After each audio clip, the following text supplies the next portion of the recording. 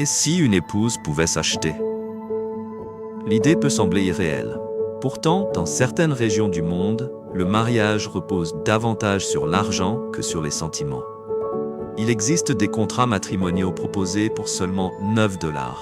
Ailleurs, des familles négocient une union à l'aide de bétail.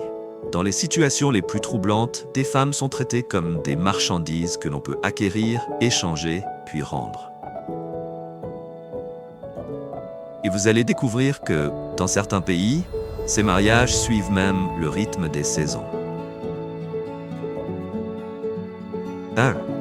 Égypte. Notre voyage commence en Égypte, où un contrat de mariage peut réellement ne coûter que 9 $. Le mariage urfi est une union informelle reposant sur un document signé par un homme et une femme.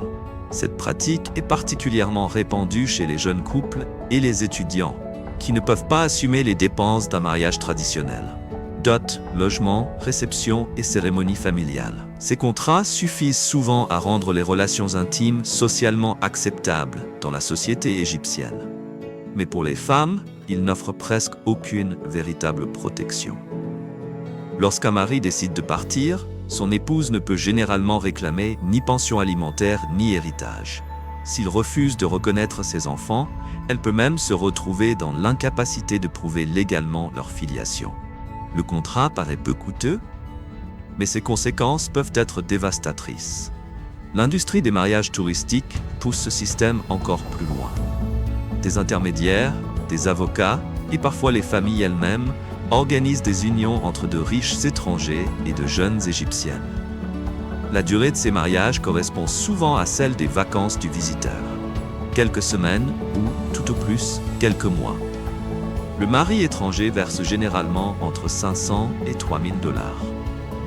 Une partie importante de cette somme est ensuite prélevée par les courtiers et les avocats chargés de l'accord. C'est dans les zones rurales de Haute-Égypte que l'exploitation est la plus forte. Confrontées à de profondes difficultés économiques, certaines familles considèrent ces unions temporaires comme une source immédiate de revenus. Le mariage de leur fille devient alors une transaction susceptible d'aider toute la famille à survivre. Quant aux jeunes femmes concernées, elles ont souvent très peu de pouvoir sur la décision.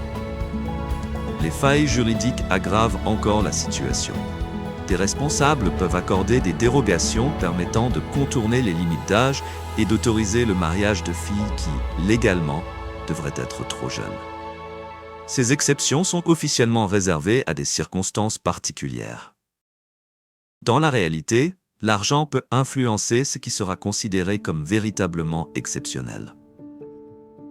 Le caractère saisonnier de ces unions crée un cycle inquiétant. L'été amène les touristes, les intermédiaires et les nouveaux contrats. À l'arrivée de l'automne, de nombreuses épouses temporaires se retrouvent abandonnées, parfois enceintes, sans soutien financier et sans reconnaissance légale de leur mariage.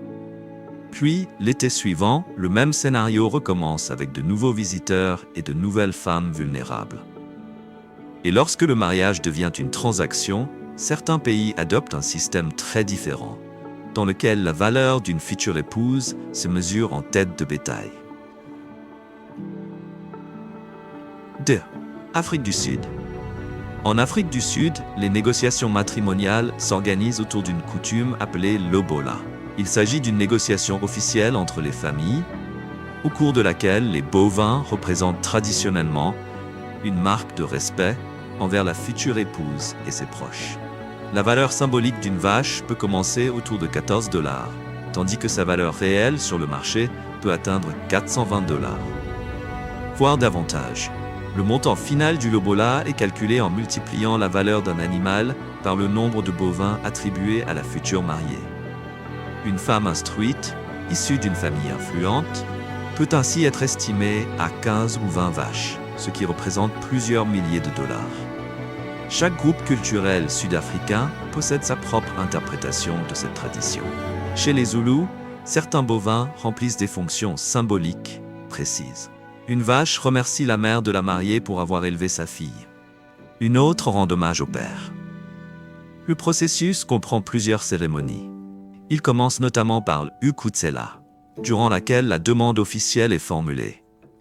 Vient ensuite Umembeso, au cours de laquelle la famille de la mariée offre des présents à celle du futur époux afin de manifester son acceptation. Chez les Xhosa, les négociations commencent par des rituels soigneusement structurés. Les familles peuvent sacrifier un mouton ou une chèvre pour honorer leurs ancêtres et solliciter leur bénédiction. La mariée reçoit également de nouveaux vêtements traditionnels, marquant son passage vers la vie conjugale. Chaque pièce de sa tenue possède une signification culturelle particulière. Chez les Sotos, le lobola prend le nom de boali. Autrefois réglé principalement en bétail, il est aujourd'hui fréquemment converti en argent. Les anciens apportent de l'humour et de la sagesse aux discussions.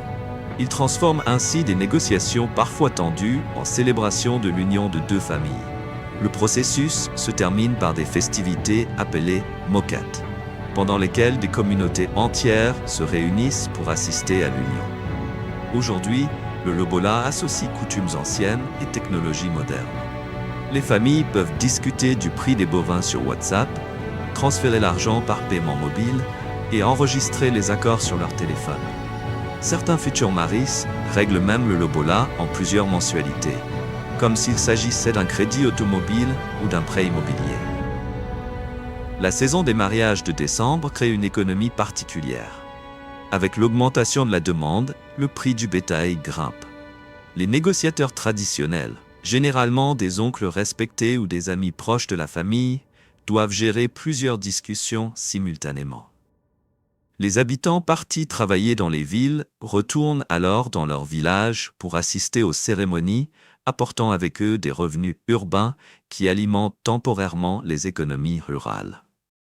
Si négocier un mariage avec des bovins vous paraît inhabituel, écrivez le chiffre 7 dans les commentaires et abonnez-vous avant de découvrir la prochaine surprise.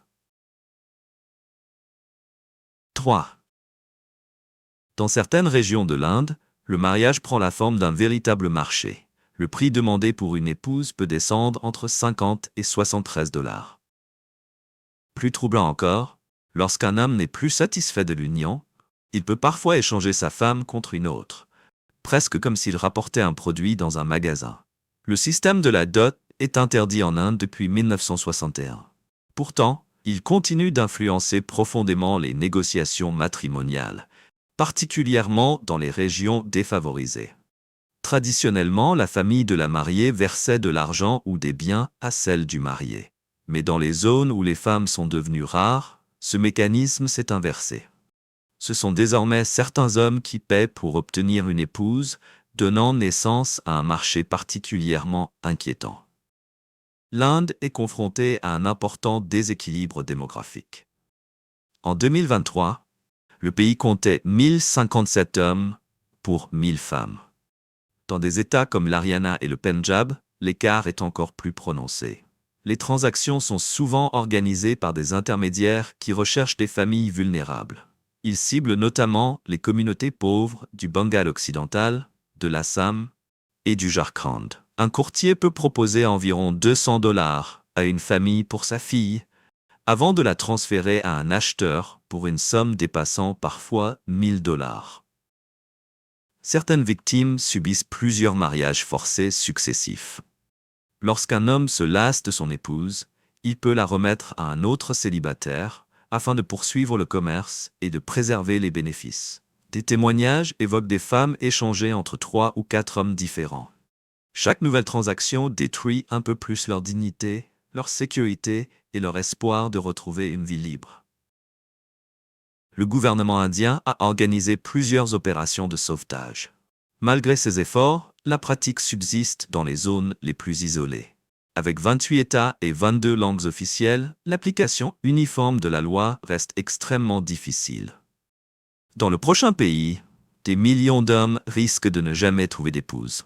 Cette pénurie a favorisé la création d'un marché matrimonial international d'une ampleur stupéfiante. Chine. Après plusieurs décennies de politique de l'enfant unique, la Chine affronte une véritable crise démographique. Entre 30 et 40 millions d'hommes chinois pourraient rester célibataires pendant les années 2020, simplement parce que le pays ne compte pas suffisamment de femmes. Ce déséquilibre a alimenté un inquiétant commerce transfrontalier de futures épouses originaires des pays voisins. Les Vietnamiennes figurent parmi les principales victimes. Des recruteurs les approchent en leur promettant un emploi dans une usine ou un mariage avec un Chinois fortuné. Mais une fois la frontière franchie, la réalité se révèle souvent très différente. Le prix de départ d'une épouse vietnamienne amenée en Chine se situe autour de 2600 $. Certaines peuvent être revendues jusqu'à 5000 $. Entre 2009 et 2013, les autorités n'ont réussi à rapatrier que 18 Vietnamiennes prises dans ces réseaux, alors que l'ensemble de ces activités illégales représenterait plusieurs millions de $. La majorité des femmes ciblées viennent de minorités ethniques vivant dans les campagnes vietnamiennes. Les recruteurs profitent de leur manque d'éducation et de leurs difficultés financières. Ils leur promettent un bon emploi ou une aide économique destinée à leur famille. À la place, beaucoup se retrouvent enfermés dans des villages isolés, mariés à des hommes qui ont parfois 2 fois leur âge. Certaines sont poussées vers des activités d'exploitation dans les grandes villes. D'autres deviennent des domestiques non rémunérés dans des foyers ruraux. S'échapper est extrêmement difficile. Elles ne parlent pas le mandarin, ne possèdent aucun document légal et ignorent parfois jusqu'au nom de l'endroit où elles se trouvent. Les autorités chinoises ne les découvrent généralement qu'à l'occasion d'un contrôle d'immigration. Dans les régions rurales chinoises, les hommes subissent eux aussi une forte pression sociale. On attend d'eux qu'ils se marient, prolongent la lignée familiale et prennent soin de leurs parents vieillissants. Mais la préférence traditionnelle accordée aux garçons durant l'époque de l'enfant unique a créé un profond déséquilibre.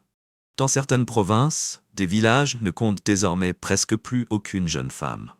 Le gouvernement chinois a reconnu l'existence du problème, mais peine à le résoudre. Les règles sur le nombre d'enfants ont été assouplies et la lutte contre les réseaux de traite a été renforcée. Malgré cela, les conséquences de ce déséquilibre pourraient durer plusieurs générations. Pendant ce temps, un pays d'Europe de l'Est connaît exactement la situation inverse, donnant naissance à un tout autre type de marché matrimonial. 5. Lettonie. La Lettonie possède l'un des déséquilibres les plus marqués au monde entre les femmes et les hommes. Mais contrairement à la Chine, ce sont ici les femmes qui sont nettement plus nombreuses. Cette situation a favorisé l'apparition d'un marché particulier, dans lequel des Lettones recherchent activement un mari étranger par l'intermédiaire d'agences matrimoniales internationales. Les chiffres sont frappants. Près de 85% des Lettones inscrites sur ces sites déclarent rechercher sérieusement un époux étranger. Rien qu'en 2023, la Lettonie a délivré 650 visas destinés à des fiancés ou des fiancés. L'âge moyen de ces femmes est de seulement 26 ans. Pourquoi sont-elles si nombreuses à envisager un départ? Comparée à d'autres pays européens, la Lettonie est souvent mal classée en matière de qualité de vie. La violence au sein des foyers et l'application limitée des droits des femmes représentent également des préoccupations importantes.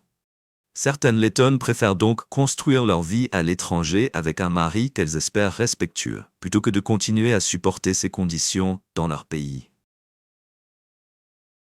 Les services matrimoniaux spécialisés coûtent généralement entre 4 000 et 6 000 $. Ce montant couvre l'inscription sur les plateformes, le voyage en Lettonie, les démarches de visa, l'hébergement et les repas au restaurant. Les principaux clients viennent d'Europe occidentale et d'Amérique du Nord. Ils sont notamment attirés par la réputation des Lettones, souvent présentées comme belles et instruites. Le processus est organisé de manière très professionnelle. Les femmes créent des profils détaillés accompagnés de photographies et de vidéos réalisées par des spécialistes. Elles peuvent passer des vérifications d'antécédents ainsi que des évaluations de personnalité. Les agences organisent ensuite les appels vidéo, traduisent les messages et coordonnent les rencontres sur place. Cette industrie structurée génère chaque année plusieurs millions de $. Les Lettones qui utilisent ces services sont généralement instruites et parlent plusieurs langues. Elles ne sont pas nécessairement naïves ou désespérées. beaucoup prennent une décision réfléchie concernant leur avenir. Elles recherchent avant tout la stabilité, le respect et des possibilités qu'elles estiment ne pas pouvoir trouver dans leur pays d'origine. Aimeriez-vous rencontrer une belle lettonne? Si votre réponse est oui, écrivez le chiffre 9 dans les commentaires. 6. Vietnam. Rien qu'en 2024, près de 2000 Vietnamiennes sont entrées aux États-Unis grâce à un visa de fiancée. Une rencontre organisée directement au Vietnam peut coûter entre 800 et 2000 $, en comptant les billets d'avion, les hôtels et les restaurants. Mais une préférence culturelle particulière rend les Vietnamiennes très recherchées sur le marché matrimonial international. Beaucoup d'entre elles préfèrent un homme âgé de 5 à 10 ans de plus. Cette différence n'est pas nécessairement considérée comme inhabituelle. Elle peut au contraire être perçue comme avantageuse. Les hommes plus mûrs sont souvent vus comme financièrement et émotionnellement plus stables, donc mieux préparés à construire une famille heureuse. Cette perception a fait du Vietnam une destination populaire auprès d'hommes occidentaux d'âge moyen recherchant une épouse plus jeune. L'apparence des Vietnamiennes est également largement mise en avant par cette industrie. Elles y sont souvent décrites comme ayant une peau très claire, une silhouette fine, des cheveux noirs brillants et des traits délicats. L'industrie vietnamienne des cosmétiques et des soins de la peau prospère notamment parce que de nombreuses femmes investissent fortement dans leur apparence, surtout lorsqu'elles doivent rencontrer un partenaire potentiel. Elles accordent une grande importance à leurs vêtements, à leur présentation et à leur hygiène personnelle. Mais l'apparence n'est pas leur seul atout. Les Vietnamiennes sont très instruites. Selon les données de 2024, leur taux d'alphabétisation atteint 88,87%. Elles sont capables de participer à des conversations approfondies sur de nombreux sujets, tout en conservant des valeurs traditionnelles liées à la famille et à la fidélité. Elles peuvent prendre en charge leur foyer tout en contribuant financièrement aux revenus du ménage. L'histoire complexe du Vietnam avec les pays occidentaux ajoute une autre dimension à ce phénomène. De nombreuses Vietnamiennes sont curieuses de découvrir la culture occidentale. Épouser un étranger peut alors apparaître comme le moyen le plus direct de la vivre personnellement.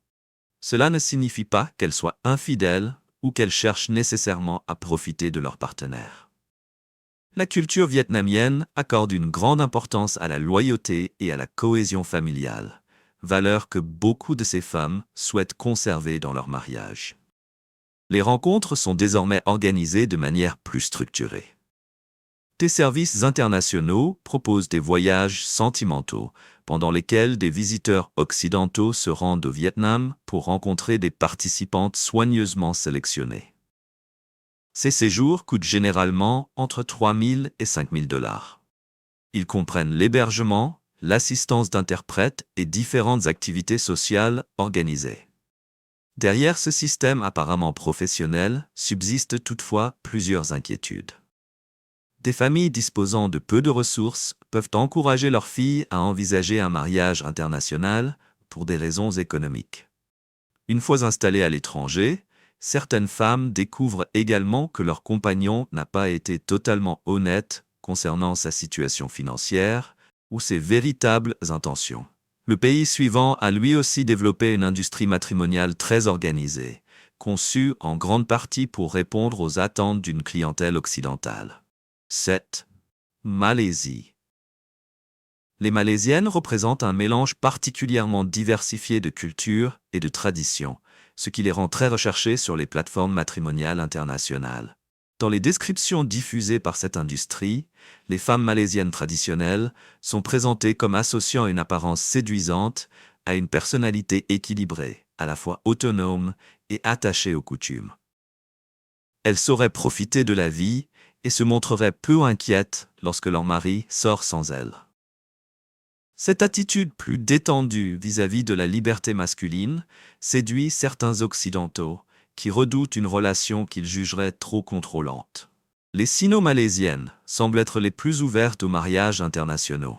Elles représentent environ 23% de la population du pays et peuvent avoir le sentiment d'être partagées entre la culture chinoise traditionnelle et la société malaisienne moderne. Beaucoup parlent couramment anglais, occupent des emplois qualifiés et voyagent à l'étranger. Elles connaissent bien les modes de vie occidentaux et certaines recherchent activement un mari étranger sur les plateformes en ligne. Ces dernières années, l'industrie des épouses internationales s'est fortement développée en Malaisie. Un abonnement haut de gamme sur une plateforme spécialisée coûte environ $500, ce qui reste relativement abordable par rapport à d'autres services. Un homme qui prévoit de se rendre en Malaisie pour rencontrer de potentiels partenaires dépense généralement près de $2000. 7. Malaisie. Les Malaisiennes représentent un mélange particulièrement diversifié de cultures et de traditions, ce qui les rend très recherchées sur les plateformes matrimoniales internationales. Dans les descriptions diffusées par cette industrie, les femmes malaisiennes traditionnelles sont présentées comme associant une apparence séduisante à une personnalité équilibrée, à la fois autonome et attachée aux coutumes. Elles sauraient profiter de la vie et se montreraient peu inquiètes lorsque leur mari sort sans elles. Cette attitude plus détendue vis-à-vis de la liberté masculine séduit certains occidentaux qui redoutent une relation qu'ils jugeraient trop contrôlante. Les sino-malaisiennes semblent être les plus ouvertes aux mariages internationaux. Elles représentent environ 23% de la population du pays et peuvent avoir le sentiment d'être partagées entre la culture chinoise traditionnelle et la société malaisienne moderne. Beaucoup parlent couramment anglais, occupent des emplois qualifiés et voyagent à l'étranger. Elles connaissent bien les modes de vie occidentaux et certaines recherchent activement un mari étranger sur les plateformes en ligne. Ces dernières années, l'industrie des épouses internationales s'est fortement développée en Malaisie. Un abonnement haut de gamme sur une plateforme spécialisée coûte environ $500, ce qui reste relativement abordable par rapport à d'autres services. Un homme qui prévoit de se rendre en Malaisie pour rencontrer de potentiels partenaires dépense généralement près de $2000, hébergement et divertissement compris. Plusieurs raisons poussent certaines Malaisiennes à chercher un époux étranger. Les inégalités économiques ne touchent pas tous les groupes ethniques de la même manière. Certaines communautés rencontrent des obstacles systémiques dans l'emploi et l'éducation. Épouser un étranger peut alors être considéré comme un moyen d'échapper à ces limitations. Les inégalités entre les sexes alimentent également cette tendance.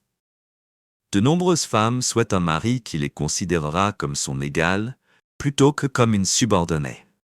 Certaines pensent qu'un occidental les appréciera et les respectera davantage qu'un homme local, conservant une vision plus traditionnelle du rôle féminin.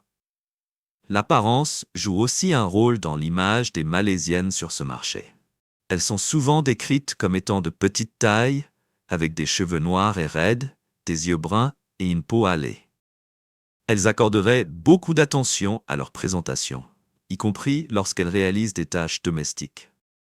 Cette association entre beauté, attention portée au foyer et sensibilité moderne attire fortement les hommes à la recherche d'une épouse traditionnelle, mais capable d'évoluer dans le monde contemporain. Quel pays vous a le plus surpris?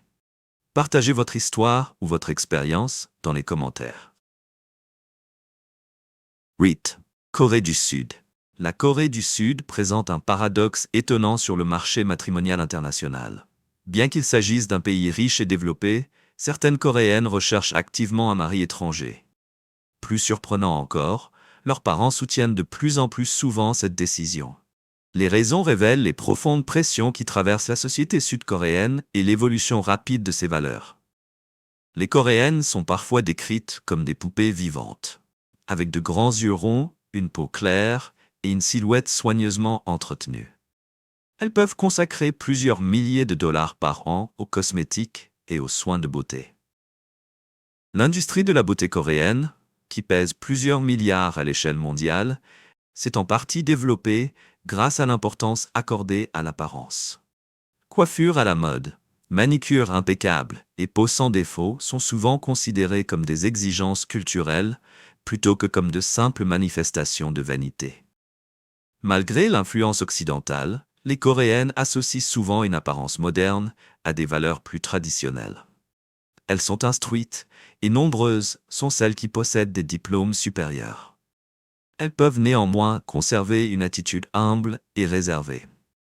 Elles savent se montrer drôles et attentionnées, tout en comprenant les moments qui exigent davantage de sérieux. Cette combinaison les rend particulièrement attirantes pour les hommes qui souhaitent une partenaire intellectuellement égale, mais respectueuse de certaines dynamiques relationnelles traditionnelles. L'élément le plus inattendu concerne peut-être les parents coréens, qui se montrent de plus en plus favorables à l'idée d'avoir un gendre étranger.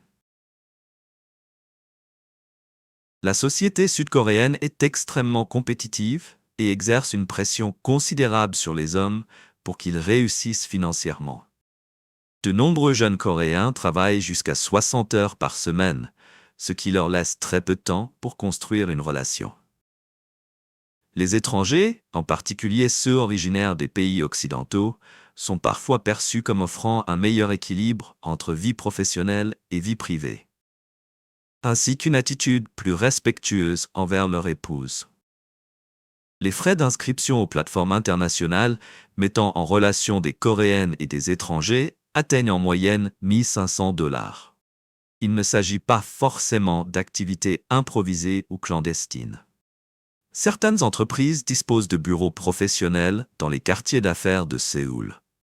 Elles vérifient les antécédents des participants, proposent des formations culturelles et assurent un accompagnement continu aux couples internationaux.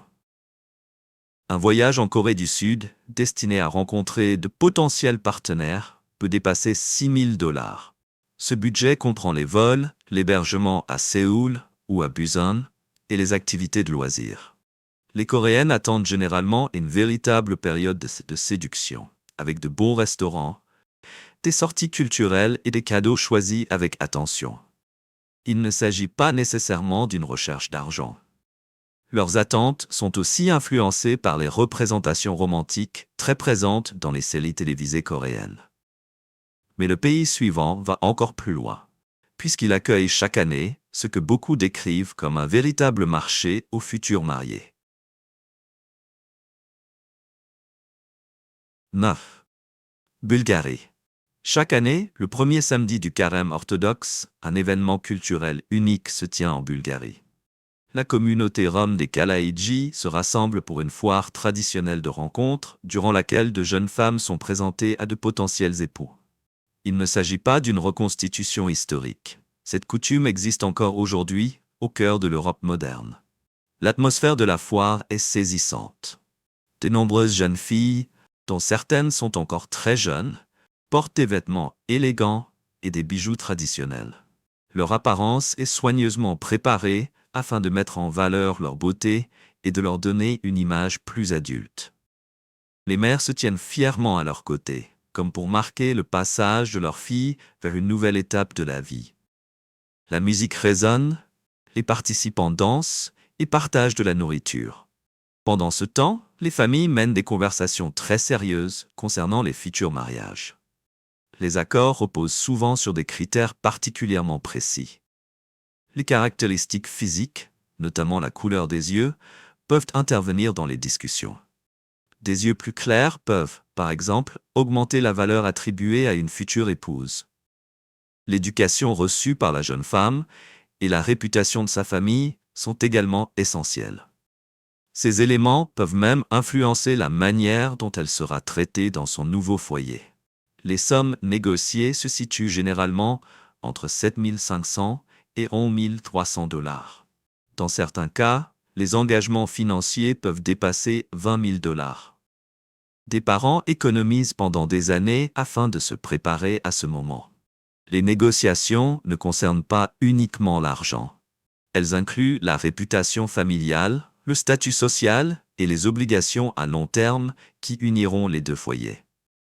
Les Kalaïdji considèrent généralement cette coutume comme un moyen de préserver leur héritage plutôt que comme une forme d'exploitation. Selon eux, les mariages arrangés renforcent les liens communautaires et assurent la survie de leur culture. Pour beaucoup de membres du groupe, Cette pratique semble naturelle, puisqu'elle fait partie du monde qu'ils ont toujours connu. Les nouvelles technologies commencent néanmoins à transformer les mentalités. Les téléphones intelligents et l'accès à Internet exposent les jeunes Kaleidji à d'autres modes de vie. Certaines jeunes femmes choisissent désormais de poursuivre leurs études ou de construire une carrière, plutôt que de respecter immédiatement la tradition. De leur côté, certains jeunes hommes commencent à se demander pourquoi le mariage devrait obligatoirement passer par une transaction financière. Cette évolution place le gouvernement bulgare dans une situation délicate. La pratique entre en conflit avec les normes relatives aux droits humains et avec certaines règles de l'Union européenne. Mais une intervention directe pourrait intensifier les tensions avec une minorité qui subit déjà de nombreuses discriminations. Les autorités se contentent donc souvent d'observer les rassemblements et interviennent rarement. 10. Afghanistan. L'Afghanistan révèle l'une des réalités les plus dures concernant les unions arrangées. Les discussions matrimoniales peuvent impliquer presque tout le monde, à l'exception de la future épouse. Les décisions sont généralement prises par le père ou les frères. La femme est ensuite simplement informée qu'elle va se marier. Le futur époux peut avoir une certaine influence sur le choix, mais les souhaits de la mariée sont rarement pris en considération. Dans de nombreux cas, elle ne rencontre même pas son mari avant le jour de la cérémonie. Les négociations relatives au prix de la mariée sont extrêmement détaillées. L'âge de la femme, son apparence, son niveau d'éducation, ses compétences et la réputation de sa famille sont tous examinés. L'éducation peut augmenter ou réduire la somme demandée selon les préférences de la famille du marié. Certaines familles recherchent une femme instruite. D'autres craignent qu'une éducation avancée ne lui donne trop d'indépendance. Le prix moyen d'une épouse est estimé à environ 10 000 $, même si les sommes sont généralement moins élevées dans les campagnes. La mariée ne reçoit rien de cet argent. La totalité est remise à sa famille, qui peut l'utiliser pour financer le mariage de ses fils ou rembourser ses dettes. Les règles imposées par les talibans ont considérablement restreint la vie des femmes. Elles ne peuvent pas travailler, poursuivre leurs études au-delà de l'école primaire, ni voyager sans être accompagnées d'un homme de leur famille. Pour certaines Afghanes, épouser un étranger est devenu l'un des seuls moyens d'échapper à ces restrictions. Beaucoup espèrent trouver un mari capable de les emmener hors du pays, même si cette possibilité implique d'être elle-même intégrée à une transaction financière. Les mauvais traitements au sein des mariages afghans sont largement répandus, tandis que les femmes disposent de très peu de protection juridique. La police intervient rarement dans les conflits considérés comme familiaux. Obtenir un divorce à l'initiative d'une femme est presque impossible et peut être perçu comme une honte pour toute sa famille. En conséquence, de nombreuses femmes supportent des années de souffrance sans entrevoir d'autres solutions. Des organisations matrimoniales internationales ont commencé à travailler clandestinement en Afghanistan. Elles mettent des Afghanes en relation avec des hommes étrangers à l'aide de canaux de communication sécurisés et de réseaux dissimulés. Cette activité est extrêmement dangereuse. Les conséquences peuvent être très lourdes lorsque les personnes impliquées sont découvertes. Malgré les risques, de nombreuses femmes sont prêtes à saisir cette possibilité dans l'espoir de retrouver leur liberté. Si cette vidéo vous a permis de découvrir des réalités mondiales dont vous ignoriez l'existence, abonnez-vous dès maintenant. Vous retrouverez ainsi davantage d'enquêtes approfondies qui dépassent les apparences et révèlent ce qui se cache réellement derrière les pratiques que nous croyons connaître.